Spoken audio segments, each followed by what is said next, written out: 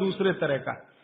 तो उनको बताएं तो पिए नहीं, और हमारा एक्सपेरिमेंट हो नहीं तो हमें तो करना था, तो उनको बताया गया। तो ये हमने देखा कि डॉट्स का जो काम करने का है, डॉट्स माने उसके जो माइक्रोन्यूट्रिएंट्स, उसके घटक जो शरीर पर काम हो रहे हैं, गोमूत्र पीते ही उनके काम करने की शक्ति 20 गुने से 40 गुनी बढ़ गई। डॉट्स तो काम कर ही रही है, लेकिन गोमूत्र के साथ जब डॉट्स दी गई तो वही उनकी बीमारी जो 6 महीने में खत्म होने वाली थी, वो 2-2.25 महीने में संपूर्ण जड़ से ठीक हो गई। फिर जब वो ठीक हो गए तब उनको हमने बताया कि भैया वो शीशी में भर के जो दिया था वो गोमूत्र था। तो तुरंत नाक चढ़ गई उनकी, ठीक हो गए। कहते हैं जी आपने तो बहुत अच्छा कर दिया, हमको हमारी संभावना नहीं थी कि हम जिंदा भी बचेंगे, लेकिन नाक तब भी चढ़ गई। तो ये जो नाक चढ़ती है हमारी, ये अब कम कर दीजिए इसको चढ़ाना। गाय का मूत्र अद्भुत है, बहुत ही अद्भुत है। इसके हम एक्सपेरिमेंट करते करते 48 रोगों तक पहुंचे हैं आज। 48 डिसीज हैं, 48 रोग हैं, वात के, कफ के, पित्त के, तीनों के जड़ से खत्म होते हैं। अभी जो लेटेस्ट हम काम कर रहे हैं आज की तारीख में, जब मैं आपसे कह रहा हूं, इस समय ज्यादा काम हो रहा है कैंसर पे, कि गोमूत्र का कैंसर पे असर देखो क्या होता है। तो गले का कैंसर, आहार नली का कैंसर और पेट का, इन 3 कैंसरों पर सबसे अच्छे परिणाम है गोमूत्र के, तीनों कैंसर पे। बाकी जो रक्त का कैंसर है उसमें परिणाम अभी उतने अच्छे नहीं हैं। तो भागवत जी के जो परमुटेशन और कॉम्बिनेशन है, मतलब कि गोमूत्र में ये मिलाओ और ये मिलाओ और इतनी मात्रा में मिलाओ और इतनी, वो करके देख रहे हैं। और वो करके देखने के लिए एक बड़ा हॉस्पिटल बन रहा है इस देश में, आप कभी भी वहां जा सकते हैं। 11 फरवरी से काम करना शुरू कर देगा। वलसाड में बन रहा है, वलसाड आपने सुना है, गुजरात में। तो वलसाड के कुछ जैन समाज के लोग इकट्ठे हुए, उन्होंने दिल दिखाया और दान दे दिया जितना चाहिए था। माने हॉस्पिटल बनाने के लिए आप जानते हैं आसान नहीं है, और कैंसर हॉस्पिटल के लिए तो थोड़ा मुश्किल है। तो उन्होंने भरपूर दान दे दिया, जगह भी दे दी, तो हॉस्पिटल बन के तैयार हो गया। 11 फरवरी से काम शुरू हो जाएगा। जो वैज्ञानिक गोमूत्र पर काम कर रहे थे पिछले 6-7 साल से, वो सब इकट्ठे होकर वलसाड में बैठेंगे और सिर्फ कैंसर पे काम करेंगे, क्योंकि बाकी काम तो करके देख चुके हैं, वो सब में अच्छा है, हर बीमारी में काम आ रहा है। कैंसर में करेंगे और हर तरह के कैंसर में करेंगे, गर्भाशय के कैंसर में करेंगे, रक्त कैंसर में करेंगे, ब्रेन ट्यूमर जो कैंसर में कन्वर्ट होता है उसमें करेंगे। और शायद हमें लगता है 1-1.5 साल के बाद मैं दोबारा आपको मिलूंगा तो इस पर बहुत विस्तार से बात करूंगा कि कैंसर में क्या रिजल्ट है। 3 तरह के कैंसर के रिजल्ट तो अभी बता सकता हूं, गले का, आहार नली का और पेट का, ये तो बहुत अच्छे से ठीक हो रहा है, लेकिन बाकी कैंसर में भी इसका कोई असर है। आपने कैंसर के बारे में जितना कुछ सुना है उसमें से एक बात मैं कहूं कि आधुनिक विज्ञान ये कहता है कि शरीर को कैंसर तभी होता है जब शरीर में एक केमिकल कम होता है। उस केमिकल का नाम है कर्क्यूमिन। ये आज के वैज्ञानिकों ने रिसर्च करके निकाला है। कर्क्यूमिन नाम का एक केमिकल है, ये कम है तो जरूर तो खत्म होगा आदमी, कैंसर आएगा और खत्म होगा। और इस केमिकल की कमी से जो कोशिकाएं होती हैं वो अनकंट्रोल्ड होती है, उनके ऊपर कंट्रोल नहीं रहता, तो ये एक दूसरे के साथ मिलकर एक जूथ जैसा बना लेती हैं, वो ट्यूमर हो जाता है, फिर ट्यूमर बाद में ब्लास्ट होता है और फिर वो मैलिग्नेंट होता है, पहले बिनाइन फिर मैलिग्नेंट, और फिर अंत में कहते हैं जी डेथ ही है और कुछ है नहीं, उसमें कंट्रोल के बाहर है वो सब। सारे वैज्ञानिक इसमें लगे हुए। अब संयोग की बात देखिए कि जिस कर्क्यूमिन की बात आज के वैज्ञानिक कर रहे हैं, वो कर्क्यूमिन भरपूर मात्रा में गोमूत्र में है, भरपूर मात्रा में, और एकदम डाइजेस्टिबल फॉर्म में है। डाइजेस्टिबल माने तुरंत पियो और असर करे, ऐसा देर नहीं लगे। ये कुछ ऐसा संयोग है प्रकृति का। वैज्ञानिक कह रहे हैं कि ये तत्व कम होता है तभी कैंसर होता है। अब यही तत्व गाय के मूत्र में है, तो हजारों साल पहले भागवत की कही हुई बात अब सिद्ध हो जाएगी, साल भर में तो सब मान लेंगे। अब तक जितने रिसर्चेज हुए हैं गोमूत्र पर, इन पर भारत सरकार के सामने रिपोर्ट्स पेश की गई। भारत सरकार की जानते हैं एक काउंसिल है जिसका नाम है MCI, medical council of India. इनके पास सब कुछ जाता है सबसे पहले, तो वो सब गया, तो MCI वालों ने नाक चढ़ाई बहुत कि क्या आप ले आए गोमूत्र, ऐसा बात करते हैं। ये क्या ले आए गोमूत्र, माने उनको लगता है कि ये तो बेकार की चीज है गोमूत्र।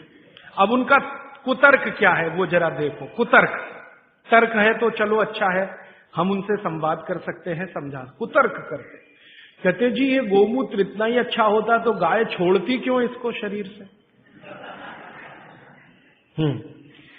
जब हमारा झगड़ा हुआ ना एमसीआई वालों से, आधुनिक डॉक्टरों से, और उन्होंने ये कुतर्क करना शुरू किया कि क्या फालतू बात करते, गोमूत्र इसमें कुछ है क्या। मैंने कहा भैया बहुत कुछ है, नहीं तो कोई मूर्ख नहीं था जो 3500 साल पहले इसको लिख के चला गया। और उसके बाद भी कई लोगों ने कहा, वैद्यों ने कहा, कई वैद्य हैं जो बिना आपको बताए गोमूत्र देते रहते हैं और आपको ठीक करते रहते हैं। उनके बहुत सारे काढ़े, बहुत सारी दवाएं गोमूत्र में बनाते हैं, आपको नहीं बताते, ये अलग बात है। क्योंकि हर वैद्य मुझे यही कहता है बता दो, तो नाक चढ़ जाती है सबकी। नाक चढ़े तो थोड़ा रेजिस्टेंस आता, फिर दवा का असर कम हो जाता, तो बिना बताए देते रहते हैं। तो हमको कॉन्फिडेंस था, तो डॉक्टरों से जब झगड़े हुए हमारे आज के डॉक्टरों से, तो उनका पहला ही कुतर्क था जी अच्छा होता तो गाय छोड़ती क्यों, खुद न रखती उसको। तब मुझे मेरी पुरानी एक बात याद आई। मेरी दादी माँ हमेशा मुझे कहा करती थी, वो कभी स्कूल में नहीं गई, कॉलेज में नहीं गई, लेकिन ज्ञान बहुत था उसको। हमारे देश में ऐसा ही है, जो स्कूल कॉलेज में नहीं गए वो सब ज्ञानी है। ये मेरा 15 साल का 100% तजुर्बे का हिस्सा है, इसमें कोई कमी नहीं है। जो स्कूल नहीं गए, कॉलेज नहीं गए, बहुत ज्ञानी है, उनके पास नॉलेज बहुत है, फंक्शनल नॉलेज जिसको हम कहते हैं। ऑपरेटिव और फंक्शनल नॉलेज उनको जबरदस्त है, और वो इतनी ज्ञान की बातें कई बार कर जाते हैं कि हमारा सिर घूम जाता है। एक बार मैं आपको ये क्षेपक है लेकिन मैं जोड़ देता हूं आपको समझ। मैं एक बार पटना रेलवे स्टेशन पे उतरा, बहुत बार जाता रहता हूं, घूमता रहता हूं। तो रात के 2:30 बजे थे। अब ट्रेन से उतर गया, सामान थोड़ा ज्यादा था, मेरे पास एक ही सामान है, किताब है। मेरे कपड़े तो 2 ही 3 है, बस किताब है। तो उठाए गट्ठर, अब कैसे उठाएं, तो कुली चाहिए भाई, तो ढूंढना शुरू किया तो एक ही कुली दिखाई दिया। मैंने कहा भाई जरा ले चलो बाहर तक। उसने कहा साहब थोड़ी देर रुक जाओ, मेरा कुछ झगड़ा है। किससे झगड़ा है? तो मेरी पत्नी से झगड़ा हो रहा है, थोड़ी देर रुक जाओ फिर मैं ले जाऊंगा। तो मैं खड़ा हो गया, दोनों की बात सुनने लगा। पति और पत्नी बात कर रहे थे, उसकी पत्नी कहीं गांव से आई हुई थी, कोई मामला था। मुझे ज्यादा उनकी भाषा समझ में नहीं आ रही थी, क्योंकि वो जो है ना स्थानीय भाषा बोलते हैं, और मैं थोड़ा मूर्ख आदमी हूं, मुझको कम समझती। तो मैं सुन जरूर रहा था, झगड़ा चल रहा था। अंत में कुछ फैसला हुआ, और फैसला हुआ, फिर उसने कहा चलो अब आपका सामान लेता हूं। तो मैंने जिज्ञासा से पूछ लिया भाई बात क्या थी। तो उसने कहा कुछ नहीं। मैंने कहा बता दो भाई। उसने कहा मेरे घर की बात है, आपको क्या बताऊं। तो फिर भी मैंने कहा बता दो। तो उसने कहा बात इतनी सी थी कि मेरी पत्नी कुछ कह रही थी, मैं मान नहीं रहा था। फिर मैंने कहा क्या हुआ। उसने कहा अब मैंने मान लिया। मैंने कहा क्यों मान लिया। अब देखो उसने जो आगे बोला तो मैं तो दंग रह गया, मुझे लगा कि मैं इसके पांव छू लूं, ये इतना महान आदमी है। कुली है। वो कहता है जी स्त्री जो होती है ना, स्त्री वो खूंटा होती है। खूंटा, खूंटा समझते हैं? हिंदी का शब्द है खूंटा। खूंटा जिससे हम गाय बांधते हैं, बैल बांधते हैं। वो कहते हैं स्त्री जो होती है खूंटा होती है, और इस खूंटे से पूरा घर बंधा रहता है। ये खूंटा उखड़ गया तो घर उखड़ जाता है।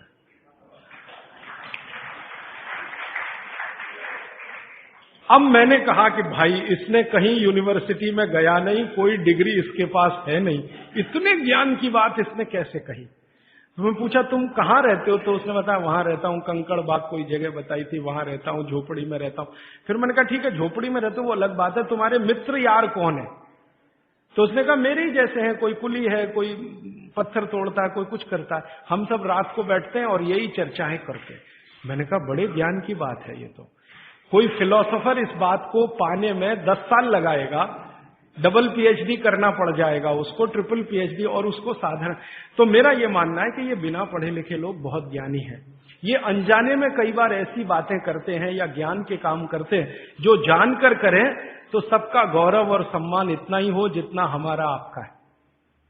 तो बागवट जी ने कह दिया। उसके बाद बहुत सारे वैद्यों ने अनजाने में ये किया कि बागवट जी कह गए इसलिए गोमूत्र में घिस के दो, हरडे है ना, गोमूत्र में घिस के दो तो ज्यादा लाभ करती है, पानी में घिस के दो तो कम लाभ करती है, ऐसे ऐसे। तो मैंने उन वैज्ञानिकों से झगड़ा ले लिया इसी आधार पर कि ये बोला है, हजारों साल किया है, ये अलग बात है कि रिपोर्ट्स नहीं रखी उन्होंने, तो ठीक है हम निकाल के देंगे आपको। तो उनका एक ही कुतर्क था कि जी मूत्र इतना अच्छा होता तो गाय क्यों छोड़ती इसको, आपका मूत्र अगर इतना अच्छा होता तो आप क्यों छोड़ते इसको। फिर बाद में मुझे दादी की बात याद आई कि दादी ये कहती थी कि ये गाय नहीं है, माता है, माता है, माता। वो कभी भी हम कहते थे गाय, तो वो कहती थी गाय मत बोलो, गो माता, या तो माता बोलो नहीं तो गो माता। गाय नहीं बोलने दिया कभी भी उसने, क्योंकि गाय बोलना वो कहती थी अपमान है उसका, तो गौ माता है। अब माता जो होती है हर जरूरी चीज बच्चे के लिए छोड़ती है, ये आप सब जानते हैं। बच्चा उत्पन्न हुआ तो उसको सबसे ज्यादा जरूरी है दूध, तो मां दूध छोड़ना शुरू कर देती है। बच्चे होने के पहले तक नहीं है, वो बच्चा होने के बाद ही है। तो माता के बारे में ये कहा जाता है, मां की परिभाषा इस देश में है कि हर जरूरी चीज जो उसके बच्चे को चाहिए वो छोड़ती है। तो मुझे लगा गाय भी माता है तो ये बहुत जरूरी चीज है शायद हमारे लिए, मूत्र, तो ये हमारे लिए शायद छोड़ती है। हम मूर्ख हैं कि उसको इकट्ठा नहीं करते, बेकार जाने देते हैं। तो वैज्ञानिकों को मैंने कहा भाई हमारे यहां तो ये कहा जाता है कि ये गाय नहीं है, माता है। तो मां कुछ जरूरी चीज हमारे लिए छोड़ती है, तो शायद ये जरूरी हो। तो उनका अच्छा ठीक है, अब आप बहुत जोर दे रहे हो, और हमने कई तरह का प्रेशर डलवाया था उनके ऊपर, तो चलो करके देख लेते हैं। फिर एम्स के और एमसीआई के वैज्ञानिकों ने काम किया, और काम करने के बाद 8 महीने के बाद वो कहते हैं बात आपकी बिल्कुल सही है, ये गोमूत्र हमारे लिए ही गाय छोड़ती है, हमारे लिए ही छोड़ती है। हमको बीसियों बीमारियां हैं जो इससे ठीक होती है। तो आप अपने जीवन में गाय के प्रति देखने का थोड़ा नजरिया बदल दो। अब तक आप गाय को दूध के लिए देखते थे, अब मैं आपको दिखाना चाहता हूं मूत्र के लिए देखो। दूध तो बोनस है, मूत्र उसकी जिंदगी के आखिरी दिन तक मिलने वाली औषधि है। दूध तो थोड़े ही दिन मिलेगा, आप जानती हैं गाय थोड़े दिन दूध देती है, जैसे मां थोड़े दिन दूध दे सकती है वैसे गाय भी थोड़े ही दिन दे सकती है, हमेशा नहीं दे सकती। थोड़े दिन के बाद दूध बंद हो जाता है, लेकिन मूत्र जीवन के आखिरी दिन तक देती है।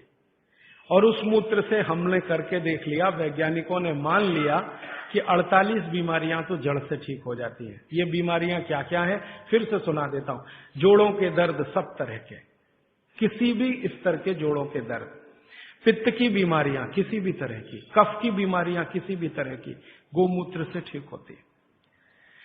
आप बोलेंगे इसको लेना कैसे चाहिए? भागवत जी ने इसका तरीका ये बताया है कि गोमूत्र लेना हो तो उसका सबसे अच्छा समय है सवेरे का, सवेरे का समय बताया है, अच्छा है, सवेरे गोमूत्र लेना चाहिए। कितना लेना चाहिए?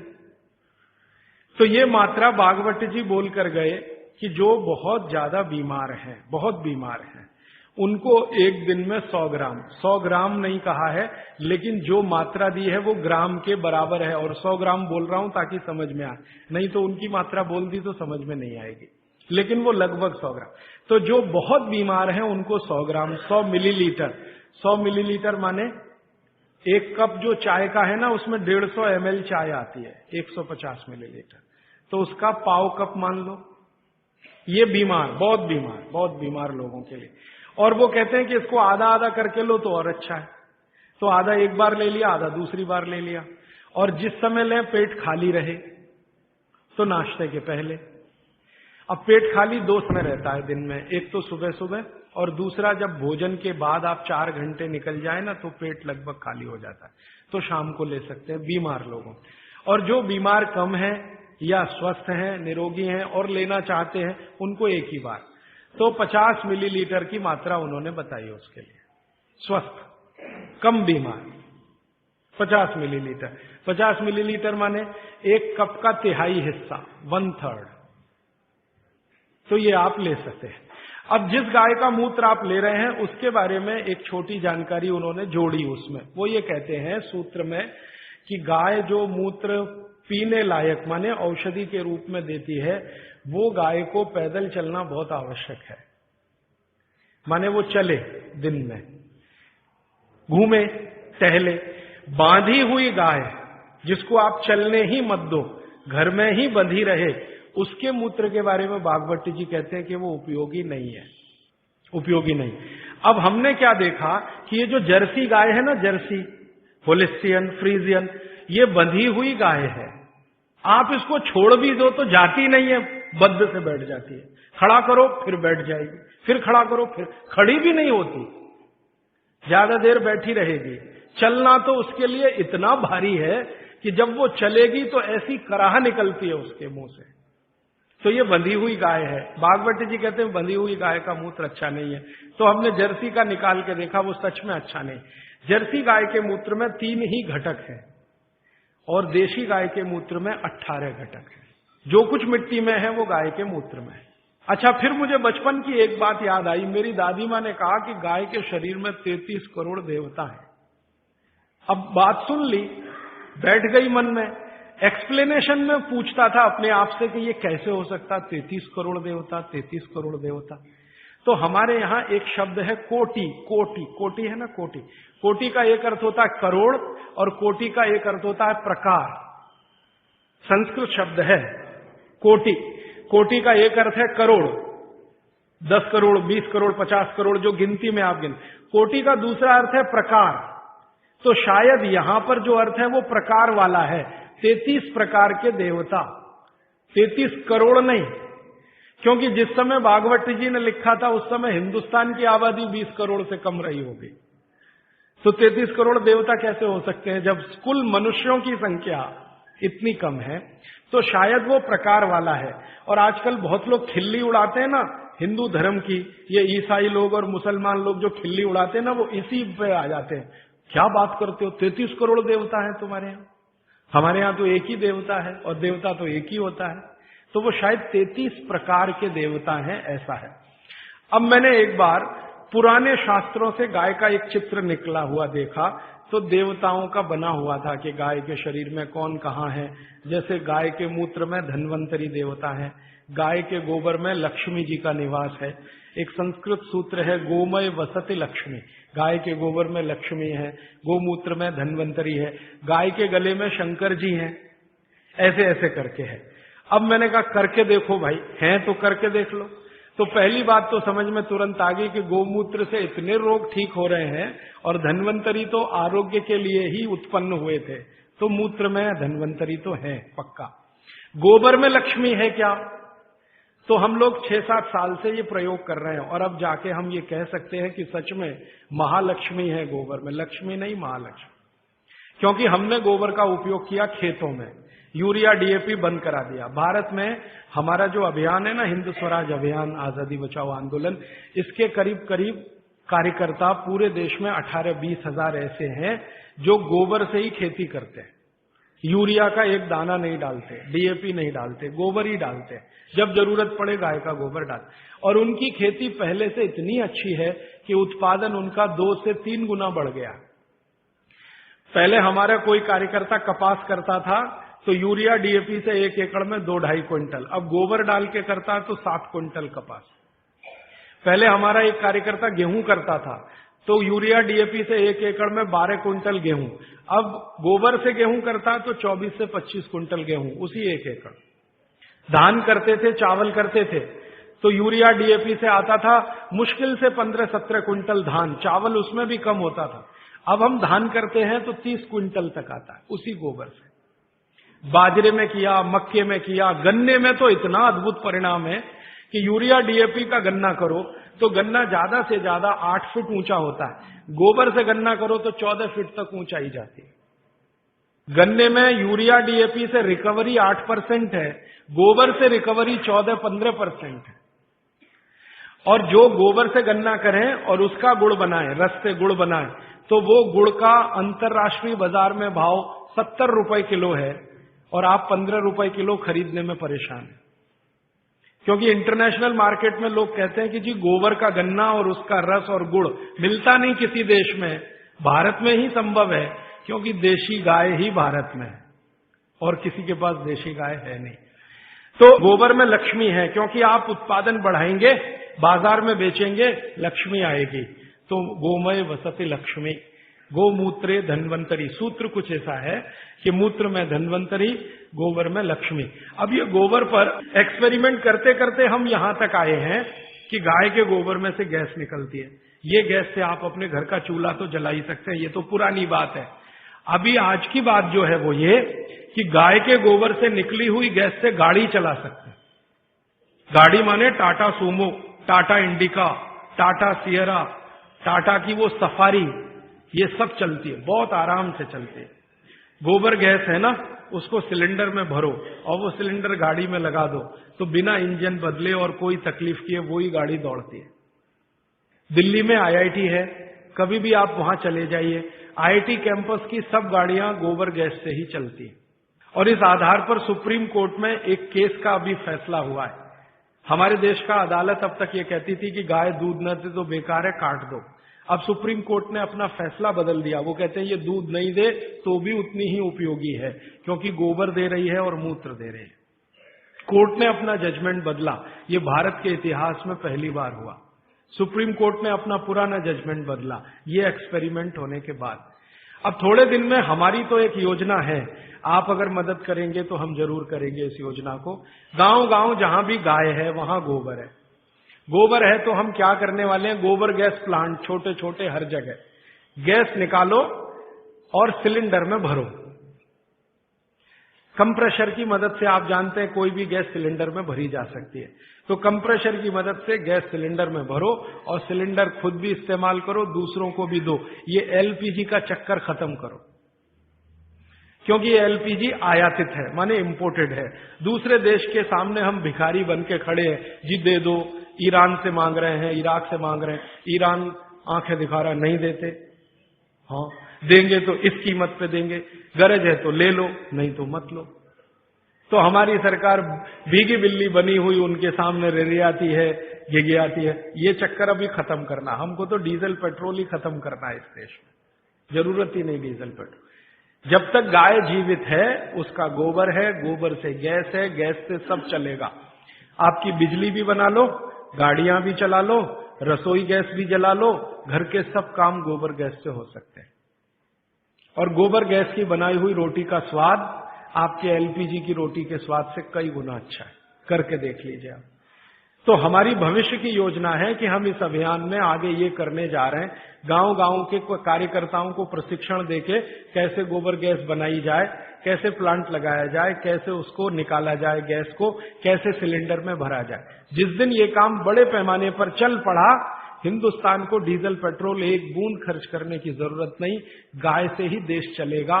तो समझ में आएगा कि इसमें महालक्ष्मी है गाय के गोबर, लक्ष्मी नहीं महालक्ष्मी। भारत में 17 करोड़ गाय है, इसकी डबल चाहिए, 34 करोड़ में ये हो जाएगा। हमने जो हिसाब निकाला है, एक गाय का गोबर एक दिन में 10 किलो, अभी 17 करोड़ गाय है तो एक दिन का उनका गोबर है 170 करोड़ किलो। लेकिन सारे देश के डीजल की खर्चा और पेट्रोल का खर्चा और एलपीजी का खर्चा, ये पूरा अगर हम कवर करना चाहें तो गाय चाहिए 34 करोड़। हम आधे का तो कर सकते हैं, आज जितनी गाय है 34 करोड़। अब ये 34 करोड़ गाय कहां से आएगी? ये तभी आएगी जब कटना बंद हो। आप अगर इसका संरक्षण करें, गाय का कटना इसका बंद करा दें, तो गाय की संख्या अपने आप 34 करोड़ हो जाएगी। क्योंकि भारत की जो गाय है, देशी गाय, वो 20 साल जीवित रहती है और 20 साल में कम से कम 17 बार मां बन सकती है वो भारत की गाय। और ये जो जर्सी है ना, इसकी उम्र ही नहीं है, ये ज्यादा से ज्यादा 8 से 9 साल जीवित रहती है और 8 से 9 साल में 5-6 बार ही मां बनती है। और भारत की जो देशी गाय है, इसके बारे में भागवत कहते हैं कि इससे जैसी कोई दूसरी चीज भगवान ने नहीं बनाई। भागवत जी कहते हैं कि इसके जैसी दूसरी चीज कोई भगवान ने नहीं बनाई। ये देशी गाय है, मां बनेगी, बछड़ा आएगा, बछड़ी आएगी तो गाय बनेगी, बछड़ा आएगा तो बैल बनेगा। और देशी गाय का बछड़ा ही बैल बनता है, ये जर्सी वाला नहीं बनता। क्योंकि देशी गाय के शरीर पर कंधा है, तो कंधा चाहिए ना बछड़े को बैल बनने के लिए, तो वो तभी संभव है। इसलिए देशी गाय का संरक्षण करना बहुत जरूरी है। आप बोलेंगे जी संरक्षण कैसे हो? भागवत जी कहते हैं कि भारत को भगवान की सबसे अच्छी देन है वो ये गाय है, जिसको हम देशी गाय कहते हैं। इसकी हमेशा सेवा करो तो ये संरक्षित हो। शायद इसलिए हमारे बुजुर्गों ने कहा गाय की सेवा करो तो मोक्ष मिलेगा, 33 प्रकार के देवता खुश रहेंगे। और मैंने करके देखा, ये देशी गाय आप घर में रखो, उसकी सेवा करो, सवेरे सवेरे सो के उठो, बस गाय को देखो, कुछ मत करो, बैठ जाओ, देखो उसको सामने, और आपके शरीर में इतनी खुशी और आनंद पैदा होगा उसका चेहरा देखने मात्र से। करके देख लो इसको। मैं अभी एक एक्सपेरिमेंट कर रहा हूं, डिप्रेशन के कुछ मरीजों को मैंने इकट्ठा किया है एक गौशाला में डिप्रेशन के मरीजों को इकट्ठा किया है। कोई दवा नहीं देते, वो कहते हैं जी गाय के सामने बैठो बस और देखो, उसको देखो, उसकी आंखें देखो, आंखों में जितनी सुंदरता है देशी गाय की कहीं नहीं मिलेगी आप। और जो आप गाय पहचान सकते हैं, भारत में एक गाय है किल्लारी गाय कहते हैं उसको, किल्लारी गाय, एकदम गुलाबी आंखें, सुर्ख गुलाबी आंखें, उसकी आंखें देख लिया आपने तो डिप्रेशन और अवसाद आपका खत्म हो जाए। इतना आनंद मिलता है गाय को देखने से। तो गाय देखने मात्र से अगर आनंद की प्राप्ति हो रही है तो ये उसकी सबसे बड़ी विशेषता है। मूत्र से तो बीमारियां ठीक हो ही रही हैं, गोबर से तो बहुत कुछ हो ही रहा है अपने देश में, उसकी आंखें देखने मात्र से खुशी पैदा होती है। और उसी गाय के साथ एक भैंस को देख लो,